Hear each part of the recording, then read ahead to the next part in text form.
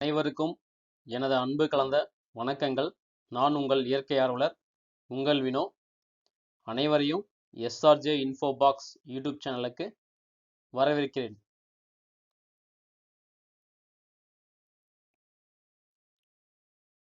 Disclaimer: இங்கு அனுபவ அடிப்படையில் விளக்கப்படும் மருந்துகள் யாவும் தங்கள் உடல்நலத்திற்கு ஏற்றதா என்பதை தங்கள் குடும்ப ஹோமியோபதி மருத்துவர் அல்லது உங்களுக்கு அருகில் இருக்கக்கூடிய ஹோமியோபதி மருத்துவரை அணுகி அவருடைய ஆலோசனை பேரில் செயல்படுத்துவதே மிக சிறப்புடையதாக இருக்கும். இந்த சேனல் வாயிலாக நாங்கள் யாருக்கும் எந்தவித மருந்தையும் பரிந்துரை செய்வதில்லை. எந்த ஒரு மருந்தையும் மருத்துவரின் ஆலோசனை இல்லாமல் எடுப்பது சில விளைவுகளை ஏற்படுத்த வாய்ப்பு இருக்கிறது. எனவே யாரும் இவற்றை முயற்சிக்க வேண்டாம். சரியான மருத்துவரை அணுகி சரியான ஆலோசனை பேரில் அவருடைய மேற்பார்வையின் பேரில் எடுக்க வேண்டும் என்று தாழ்மையுடன் வேண்டிக் கொள்கிறோம்.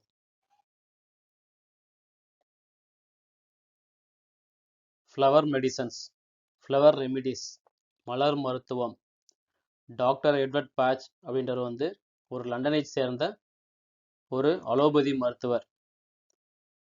அந்த அலோபதியில் அவருக்கு மனநிறைவு இல்லை, மனநிறைவு அவருக்கு கிடைக்கல அப்படின்னு சொல்லிட்டு அலோபதி மருத்துவத்தில் இருக்கக்கூடிய பக்க விளைவுகள், நோய் முழுமையாக குணமடையாமல் இருக்கிறது, இதெல்லாம் பார்த்துட்டு அவர் அதிலிருந்து வெளியே வந்துட்டு ஹோமியோபதி கல்லூரியில் சேர்ந்து அவர் படித்து ஹோமியோபதி மருத்துவர் ஆகிறாரு.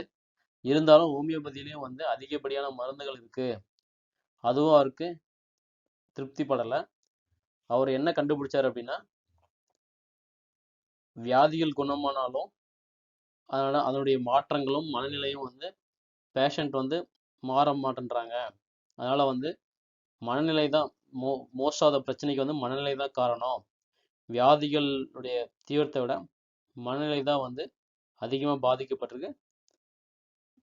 வியாதிகள் குணமானாலும் அந்த சிம்டம்ஸ் இருக்கிற மாதிரியே பேஷண்ட்ஸ் உணர்றாங்க.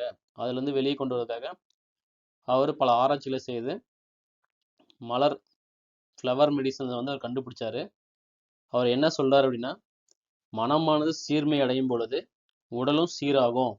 அதனால மனமும் உடலும் ஒன்றுக்கொன்று பிணைப்படையது. அதனால மனதை நம்ம சரிப்படுத்தணும் அப்படின்னா உடல் ஆரோக்கியமாக இருக்கும் அப்படின்ற ஒரு மெத்தடை அவர் கண்டுபிடிக்கிறாரு. அதுக்காக அவர் எடுத்துக்கிட்ட எளிமையான முறையில் இருக்கணும். மருந்துகள் சாப்பிட்றதுக்கு எளிமையாக இருக்கிறது மட்டும் இல்லாமல் மருந்துகளுடைய எண்ணிக்கைகளும் கரெக்டாக இருக்கணும்னு சொல்லிட்டு, கம்மியாக இருக்கணும்னு சொல்லிட்டு அவர் கண்டுபிடிச்சது தான் இந்த ஃப்ளவர் மெடிசன்ஸ். இந்த ஃப்ளவர் மெடிசன்ஸில் 37 வகையான மலர்களை ஆராய்ச்சி பண்ணி 37 மருந்துகளை அவர் கண்டுபிடிக்கிறாரு. 38வது மருந்தை ஆற்றினுடைய சுனைநீர், அதாவது இங்கிலாந்தில் இருக்கக்கூடிய ஆற்றினுடைய சுனைநீர்லேருந்து அவர் எடுத்து மருந்து தயார் பண்ணுறாரு. அப்புறம் இந்த 37 மலர் மருந்துகளில் இருக்கக்கூடிய அதி அற்புதமான ஒரு 5 மருந்துகளை தனியாக எடுத்து அதை கூட்டுக்கலவை செய்து 39வது மலர் மருந்தை அவர் கண்டுபிடிக்கிறாரு. அதுக்கு என்ன பேர் சொல்றாரு அப்படின்னா, ரெஸ்கியூ ரெமிடி, ஆபத்து காலத்தில் உதவக்கூடிய மருந்தா அவர் சொல்றாரு.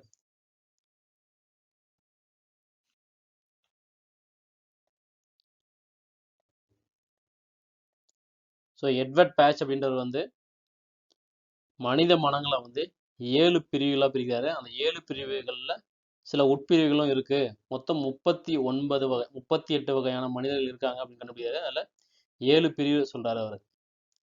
ஸோ முதல் பிரிவு பார்த்தீங்க அப்படின்னா பயந்த சுபாவம் கொண்டவர்கள். இன்னொருத்தர் பார்த்தீங்கன்னா உறுதியற்ற தன்மை கொண்டவர்கள், வாழ்க்கை சூழலோடு பொருந்தாத தன்மை கொண்டவர்கள், தனிமை விரும்பிகள், பிற நலத்தில் அதிக அக்கறை கொண்டவர்கள், அதிகமான உணர்ச்சி வசப்பட்டு படும் தன்மை கொண்டவர்கள், நம்பிக்கை இழந்து சோர்வுற்ற தன்மை கொண்டவர்கள். இந்த மாதிரி 7 பிரிவுகளா மனித மனங்கள் இருக்கு. மனிதர்கள் 7 வகையா படுத்துறாரு.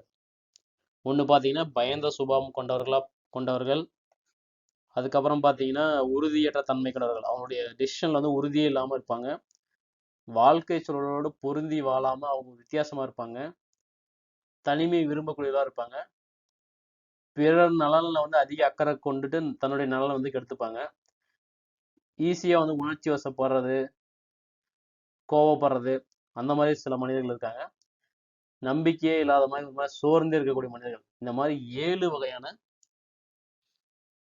மனிதர்கள் இருக்காங்க அப்படின்றத எட்வர்ட் பேட்ச் ஒரு வகைப்படுத்தி அந்த 7 வகைகளில் வந்து சில உட்பிரிவுகள், அதாவது உட்பிரிவுகளை பிரிச்சாக்க மொத்தம் 38 வகையான மனம் சார்ந்த பிரச்சனைகள் இருக்கு மனிதர்களுக்கு அப்படின்னு கண்டுபிடிச்சு, அதுக்காக 38 வகையான மலர் மருந்துகளை வந்து அவர் கண்டுபிடிச்சு தந்திருக்காரு.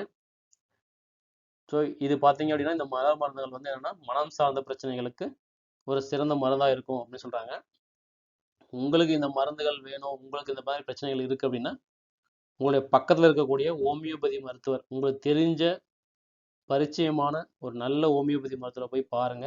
பார்த்து அவருடைய ஆலோசனை பேரில் வந்து உங்கள் பிரச்சனைக்கு சரியான முறையில் அவர் ஒரு நல்ல மருந்தை தேர்ந்தெடுத்து கொடுப்பாரு. அதை நீங்கள் வந்து ஃபாலோ பண்ணும்போது உங்களுக்கு எல்லாமே நல்லதாக நடக்கும். தேங்க்ஸ் ஃபார் வாட்சிங் our channel. Please support our channel. நன்றி.